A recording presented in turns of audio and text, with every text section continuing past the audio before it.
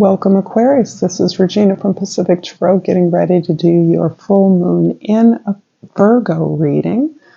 The full moon will occur on the 24th of February, but I'm recording this on the day that Mars, having just entered Aquarius, is joining with Pluto, still in the first few minutes of Aquarius after a couple of decades almost in Capricorn for another couple of decades.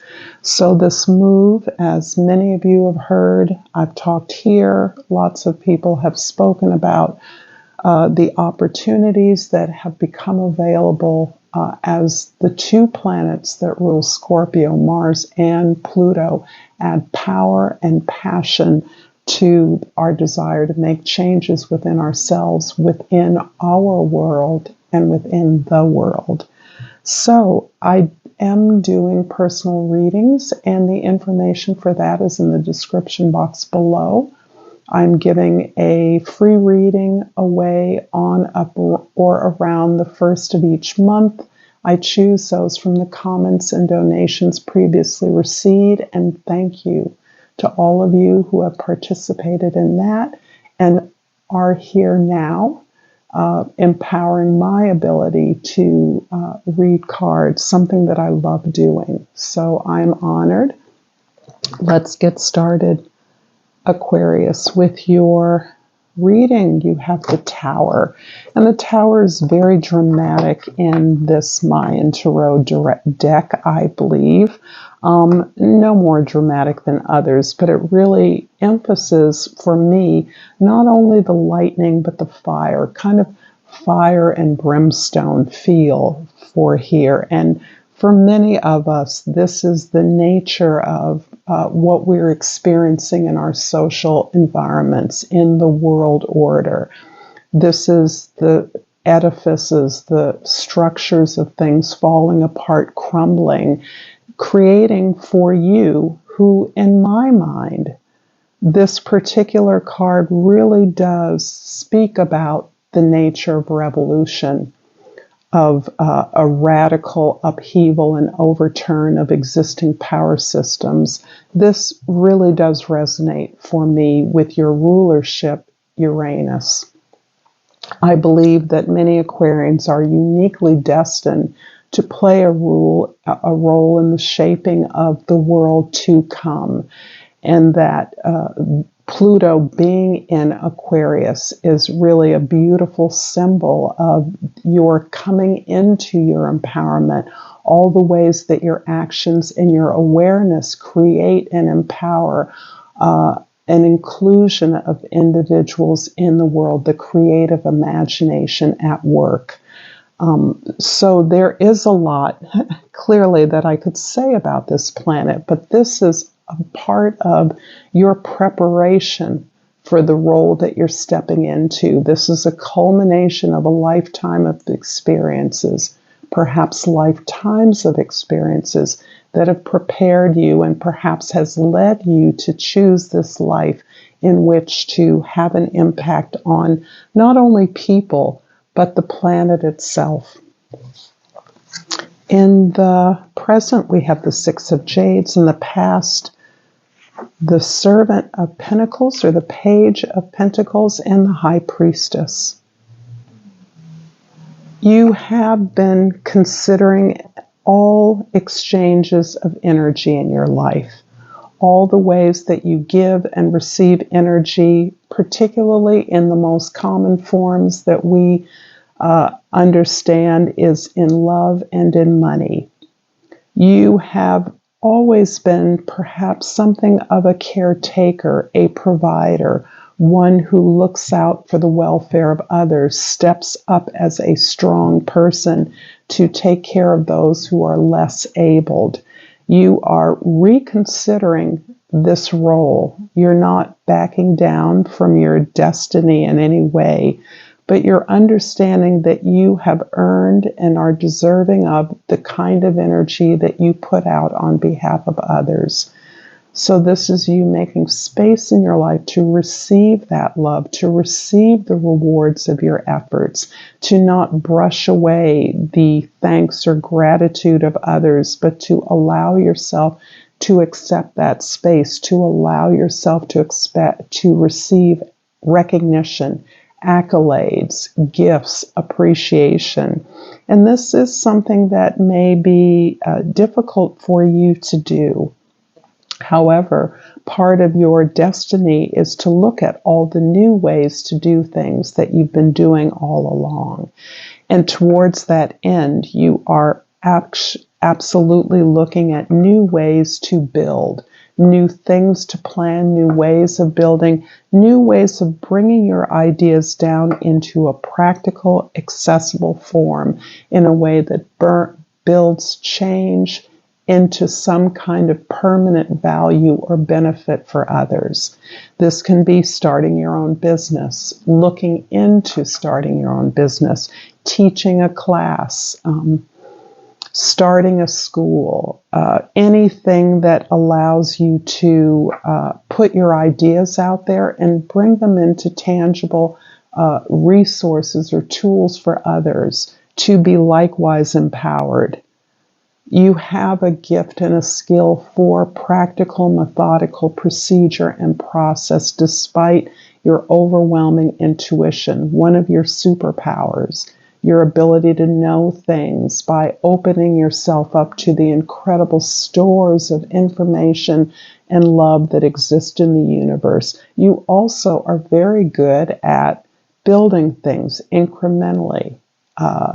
This literally can be you building a house, building a structure, an interest in providing housing for others, a way of building better stores of healthy foods for others. There are all kinds of ways that you are likewise gifted with bright ideas, innovative ideas, but practical ways of accomplishing them.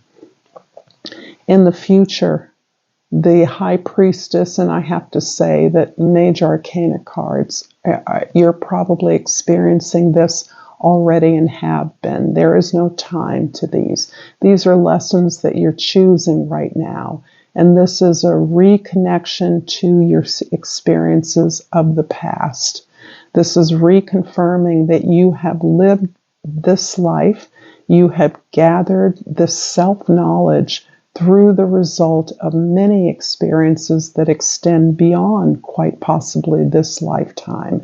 It can be through your ancestors, through your living or past relatives, through your cultural history that you are reconnecting to this powerful self-knowledge that allows you to know the direction that is best for you, that allows you to know what in some cases is best for others, and to be able to reenact this destined role and past for yourself, to reconnect your memories of former experiences, to reflect on ways that you can strategize towards creating these resources and new ways of sharing them that you have already experienced that are building up your personal power and capacity to execute these new ways of looking at things. I'm going to pull a Soul's Journey card and ask Aquarius, if you're vibing with this reading, to please like this video, share it with others, and subscribe to my channel, Pacific Tarot. It's greatly appreciated. And I pulled the Freedom card. I possess the power and the free will to create my own happiness. I'm also going to pull Flora and Fauna of Africa. And something turned over. The Cape Honey Bee. And the plant associated with this is the honeysuckle plant. And the word is sweetness. Make time to enjoy the fruits of your labor. It's okay to indulge in the sweetness of life. You will soon attract your desires.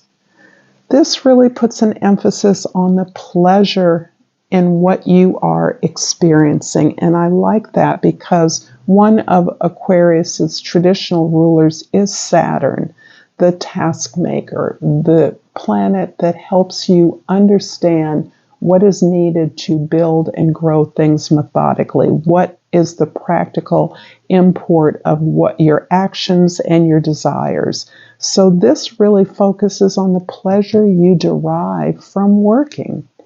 The Cape honey bee, like all bees, I imagine, loves and makes time to enjoy the fruits of your labor.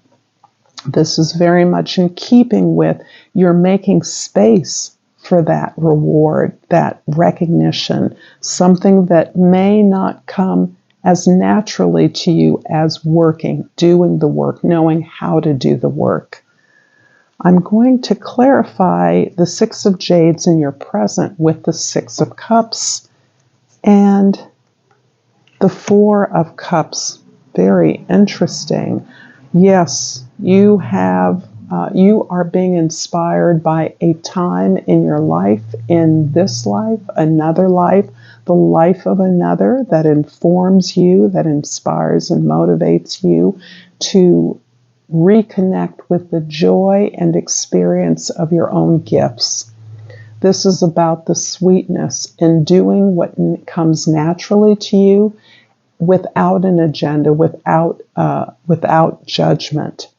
This is really about reconnecting with a sweet memory, a positive sense of your experience in the past. This can be a relationship or an opportunity that reminds you of this time of joy, of lightness, of sweetness, in the play of exercising who you are.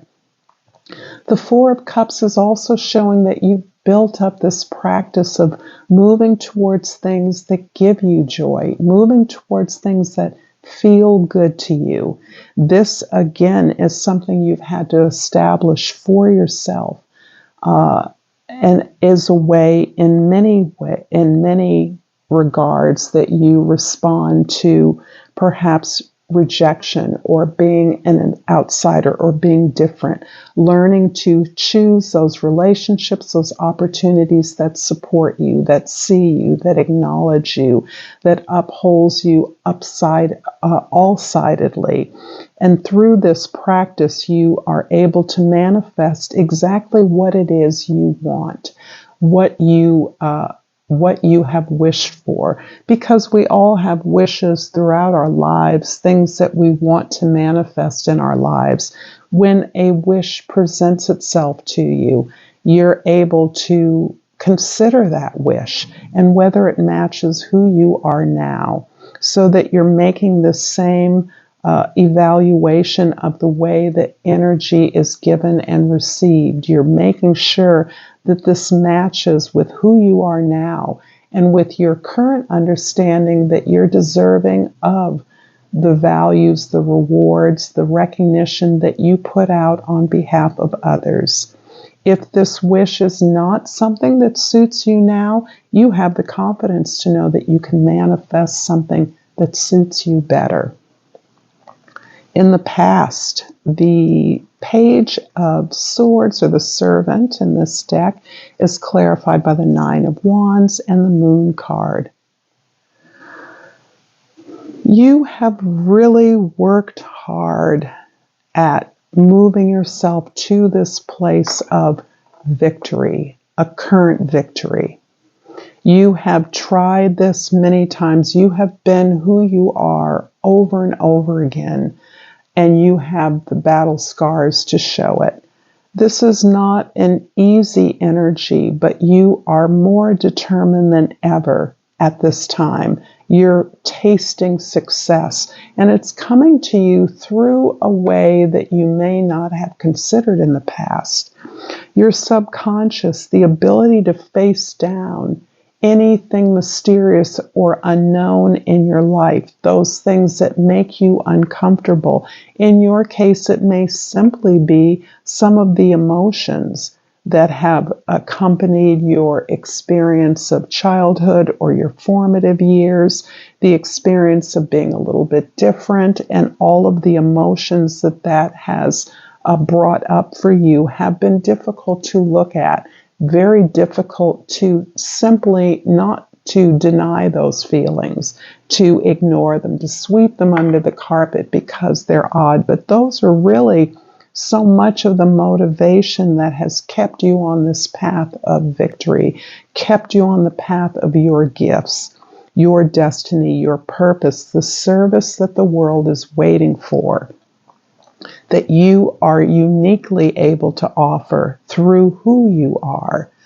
This is about really opening yourself up to meditating, finding that stillness in your life, really vibing with this energy of the high priestess, who also makes space for the memories, the past, the experiences. What have they taught you about who you are? This is opening up to guides, spirits, entities, and simply the practice of prayer. This can be your active dream life, really kicking up for you and giving you a whole source of new information about your path forward, taking you to places not only in your past, but in your future, allowing you to time travel. These are all things that are accessible to you with your powerful intuition and your evolving awareness of your potential and capacity in the world. The High Priestess in the future is clarified by the Ten of Swords and the Hermit card. You have released so much old baggage, so many old beliefs, so many expectations of others about who you are and what you should do. With the capacities, with the responsibilities, with the gifts that you have, there is a lot of demand for your services, a lot of demand for your attention, for your a lot of obligations that you feel weighed down by or have. Having released and surrendered those has come about through this breaking apart of the familiar world, this undermining of institutions and organizations that used to serve us in a way that we could rely on, those being swept away, those changing indelibly in a way that doesn't look as though they can be retrieved as your gateway. This is your change. Tens are always about this transition, this adjustment to change. This is clearing the decks for your ability to change the terms of your energy and the exchanges of that energy, to find the sweetness in who you are, for you to dive into your own experience, the answers to who you are, to know that you are your own authority, that no one can know you the way that you know yourself. And this is that continual ability to continue to seek, to go higher, to evolve, to move up, and then to share that information with the world. In the traditional deck, the Hermit is on one foot, and that indicates that the practice is in the doing. It's in the sharing. It's coming down from the mountain. You've got the lantern that's lighting your way. You have the information to share with others. This is part of what is allowing you to be a model that others want to emulate.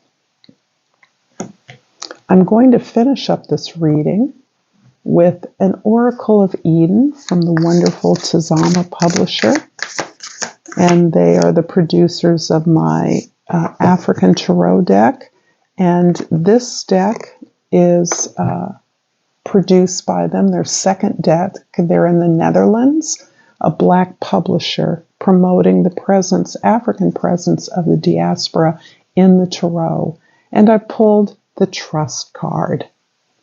This is really vibing around the energy to trust yourself, to have faith in yourself. As you're releasing all of these old beliefs and desires of others for you to do something that is in vibration with their goals and expectations, you are developing this greater sense of trusting in yourself and who you are, and trusting that you are enough.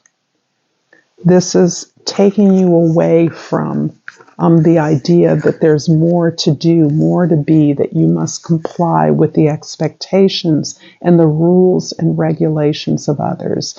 The mantra here is, I trust myself and my abilities, and I have a strong support system to lean on if self-doubt gets loud. Thank you so much, Aquarius, for this beautiful reading. Until next time, namaste.